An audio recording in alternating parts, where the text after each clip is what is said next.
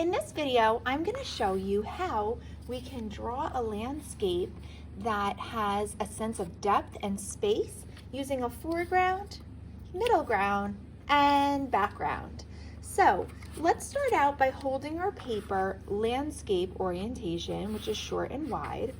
And we're going to begin by drawing our foreground. The reason why we're going to be drawing our foreground first is because it's in the front of the page and it's going to be overlapping other things that are in the middle ground or maybe even the background.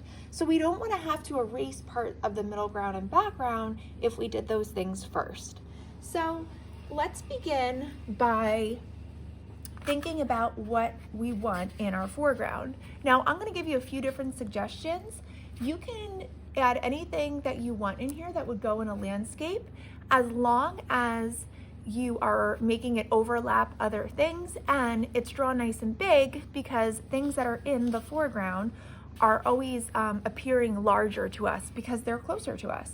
So I'm going to start by just kind of making the ground, and I'm going to make a tree on this left-hand side. Now, because it's in the foreground, I'm going to make this tree really, really big. So I'm going to make kind of two wiggly lines going up, and then I like to go out, and then I do out and just sort of go up. If you have trouble drawing trees, another thing that's a really nice way to help you is to think about branches like you're writing the letter Y, and then you can kind of flesh them out. So you could do a big letter Y, attach a letter Y to it, attach a letter Y to it, attach a letter Y to it, attach a letter Y to it. Then you can just, so you pretend like that's a skeleton, and then you just draw around it, and then you can erase the inside later. So that's a great way to draw your branches if you need help. Now from here, I'm just going to add sort of like this organic or wiggly kind of line around it to give it some, kind of leaves.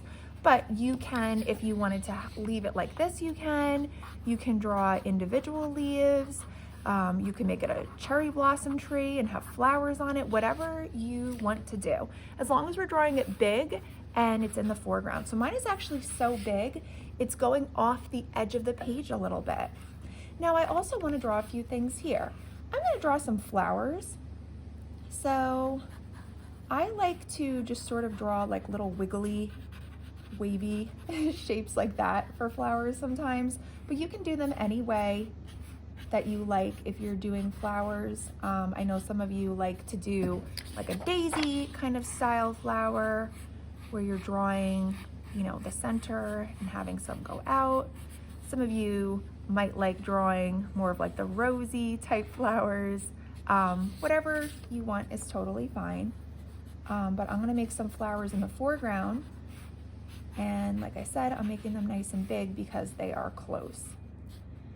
Now I want to start to think about my middle ground. So that's the area in the middle of the page. So I'm going to just draw another line here. It could be straight or wavy. And then I'm going to think about some things I want to have in the middle ground. So I think in this area, I would like to have another tree. Now I'm drawing in Sharpie so that you can see it well on the video. You're going to be drawing in pencil. So I would just erase that little line in there where it overlaps. I also could have drawn my tree first and made that line behind it if I wanted to. Okay, now if you'll notice, the tree that's in the middle ground here is only a little bit bigger than a flower. But we know in real life that wouldn't be true. It's because it's far away. So I made it about half the size of the one that's in the foreground. And now I'm just gonna make a line for my background, and you can add whatever details you want in the middle ground. If I were adding more flowers in here, I would draw them much tinier because they are far away. Okay, now let's say I wanted to add like a path or a river or something going from foreground to middle ground to background. I could start by having part of it here, so this could be the path or the river.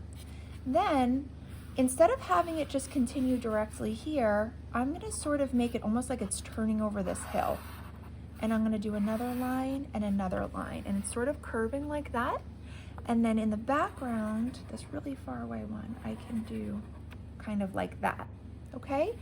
And then I can add more hills, I could add a mountain, I could add a sunset, I could add a forest. Whatever you want to add in there is totally fine. Just as long as you're using your foreground, middle ground, and background to create a sense of depth and lots of overlapping.